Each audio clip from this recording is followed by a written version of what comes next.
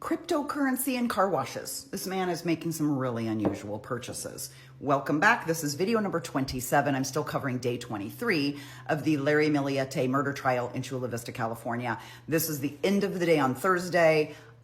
Just the last couple of witnesses, and then court is not in session today or through the weekend, so we won't be back until Monday, which is when the prosecution is expected to put up their last witnesses and finish out their portion of the case and hand it over to the defense.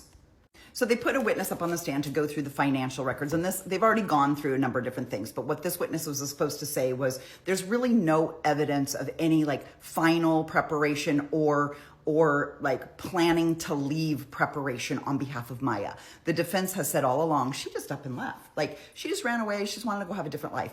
But there's no sign of it. There's no sign of her taking any money out, moving any money around, buying traveler's checks, nothing that would indicate that she had any opportunity to financially support herself if she left. I just learned this. Maya is the breadwinner in this family. She makes more money than Larry. She brings in the lion's share. So it's weird that all of her accounts have just minimal dollars. They said just a few dollars in her main account, whereas Larry's accounts, his individual accounts, all have thousands and thousands of dollars. So he's basically siphoning off all the money and putting them in his personal accounts.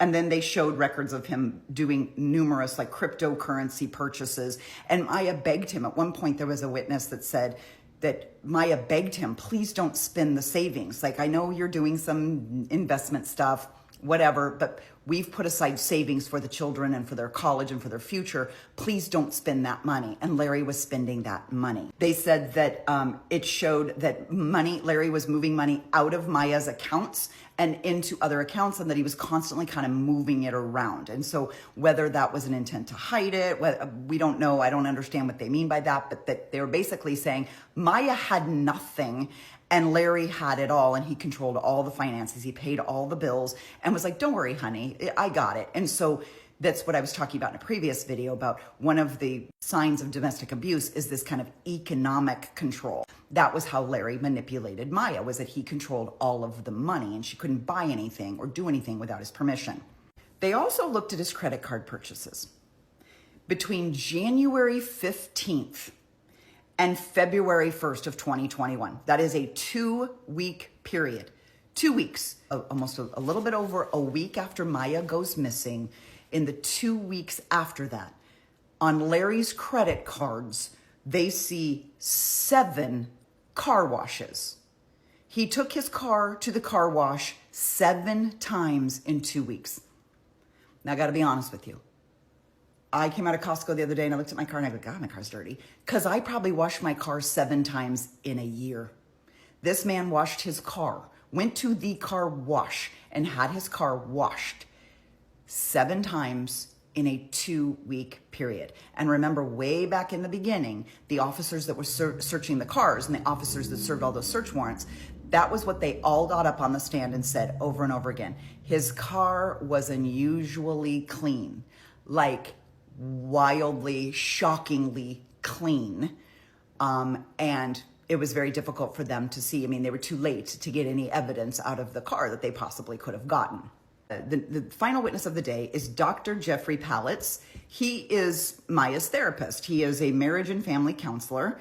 Maya began seeing him in November of 2020. So this is barely 5 weeks, 6 weeks before she goes missing. She had 7 sessions with him, and virtual sessions that she normally took from her bedroom. She would go in her bedroom and she would do virtual sessions. Remember, this is COVID time, so this makes sense. But he did say that their last session that she was in her closet because she was afraid Larry was eavesdropping on her sessions. Maya told him that she wanted an unbiased opinion about their marriage. Remember, everybody else Maya went to, when Maya went to her friends or her family, her friends would tell her to leave Larry. Her family would tell her to stay with Larry. So she needed an unbiased third party. So she starts going to see Dr. Palitz. Now, he does testify that Maya felt manipulated and controlled and mistreated in a variety of different ways, and that she hesitated to leave because of her children. The last session they had was on January 4th of 2021. This is 3 days before Maya goes missing. She told Dr. Palitz she was going to file for divorce.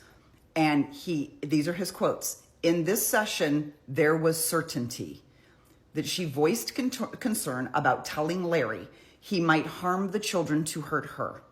She was concerned, quote, he would react with anger and possible violence. They had another appointment scheduled on January 12th of 2021, but by then Maya had gone missing and of course didn't show up for the appointment. On cross-examination, he is asked, did Maya tell you she was having an affair? And the doctor says, yes, she did. She said she had had an affair, but that he didn't realize that it was still going on. But yes, that Maya had admitted to him that she'd had an affair. So that ended Thursday, day 23 of the trial. We'll be back on Monday with more. And again, on Monday, the prosecution is expected to close out their case and it goes over to the defense. And the defense at this point is expected to put on a defense for about 5 days. So be curious to see what witnesses the defense calls on Larry's behalf. I'm going to keep going, keep coming back.